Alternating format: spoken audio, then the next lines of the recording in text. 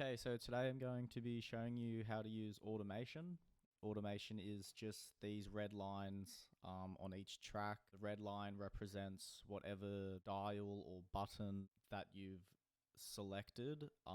So basically down here on the compressor, you could show the automation for the sidechain button. You could show the automation for the compressor device on. So if you want it on, and then here you want it to turn off, the compressor will turn off if I click there in the track, and here it'll turn on. So I'll just delete the automation because I don't need that. And also you can do it for anything. So say you want to change the attack, you show the automation for the attack, and it's going to change up here, compressor attack. You can also just choose all the buttons that you can select, all the dials, the faders, whatever, for the compressor, or you can change to, say, the mixer, and you can go track panning, track volume. This is the panning dial over here, and this is the volume and stuff. So if you were to change it, go 50 right, 50 left, and it's going to pan that track left and right over time when you play it, okay? Basically, all of my audio effects, every single little dial, every single knob, everything, all the faders, whenever there's a little red button, that means that you've got the automation activated. Once you have automation on for a dial, if you move the dial, for instance, on this delay here, down here, if you move the dial, the red line is going to fade out into white, and the little red dot is going to turn to white as well. That means that you've deactivated the automation because you're trying to set the dry wet for the delay to the entire track, right? So sometimes you can forget, and you can do that.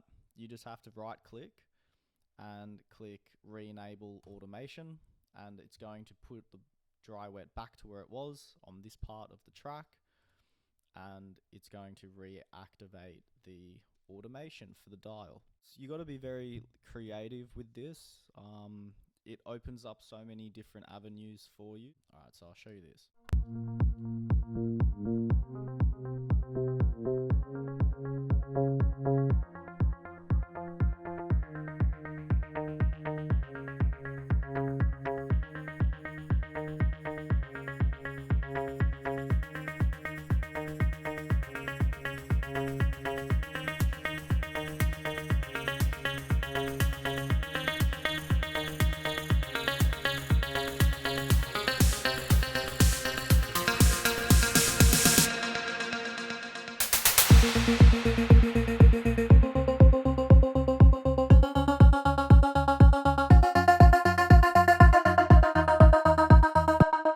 Right, so it's not done yet. It's not ready to be released or anything. Got a lot to do still on this, but that's basically how you make like transitions, build ups, everything like that. Use your automation. It's a lifesaver. It helps heaps. I'll solo this track here, and if we play from the start, I'll just show you.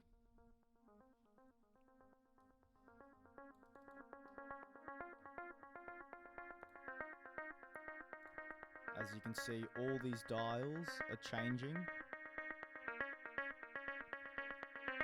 and that's because of the automation. So if you were to see the automation for the rate dial,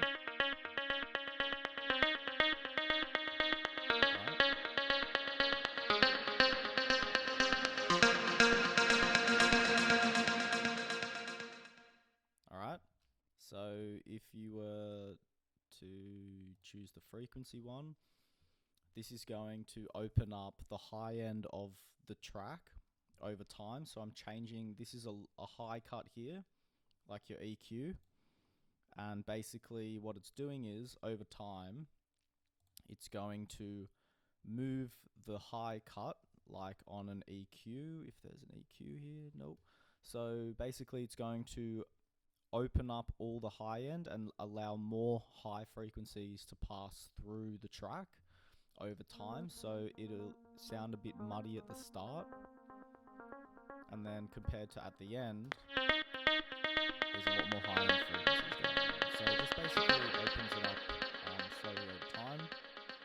something else I did that you can do is choose, say, your auto pan, and over here is the auto pan on the track, and the rate is how fast it's going to stutter, or how fast the effect is going to work each bar. So at the start it is, I'll just solo this.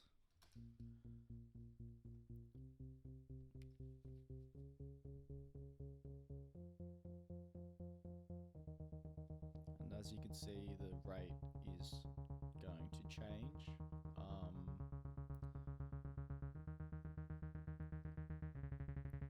There we go, changed again. Okay, so you can do that. It's kind of like you're DJing and mixing live, but you're not doing it live. You're just presetting all of it on Ableton, on the automation. Okay, so another thing that you can do with automation is, for instance, the reverb. So I've got the dry wet of the reverb increasing over time, so it's going to sound as though it's getting further away and creates more of a reverb. Like this, let's say it's playing through a speaker and you're walking into a cave with it, and you're walking away further into the cave with the speaker.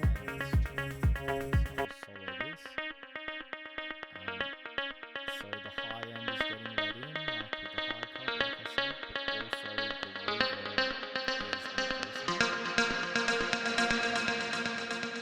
Okay. And I also did it with the decay time, and I also did it with the delay.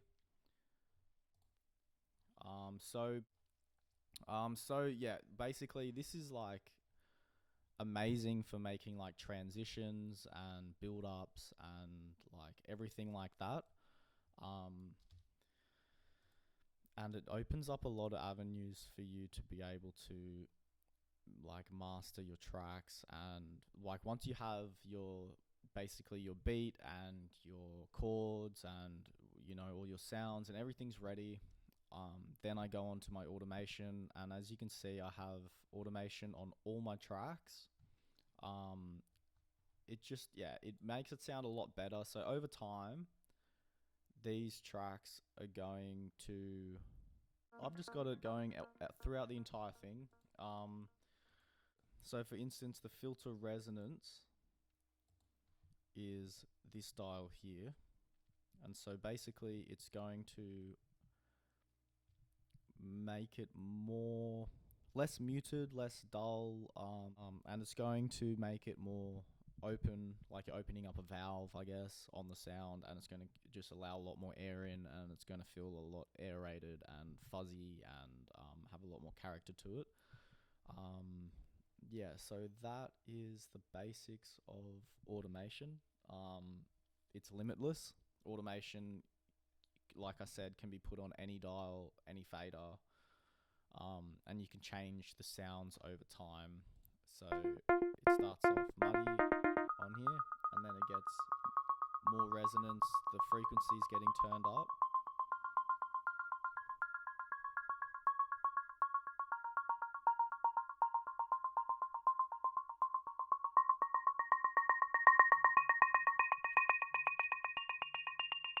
Let's go this one.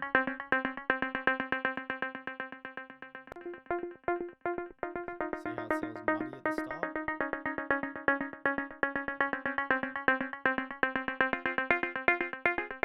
And it just opens it up a little bit, each bar. See, muddy again.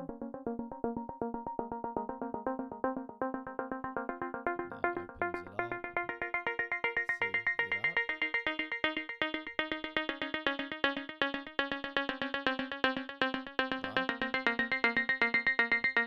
Okay, so thanks. I hope this helped.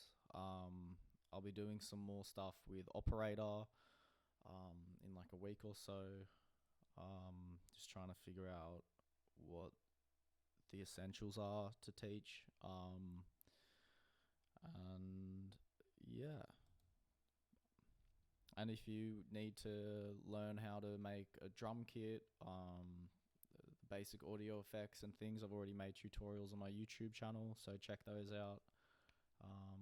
Yeah, so thank you. Cheers.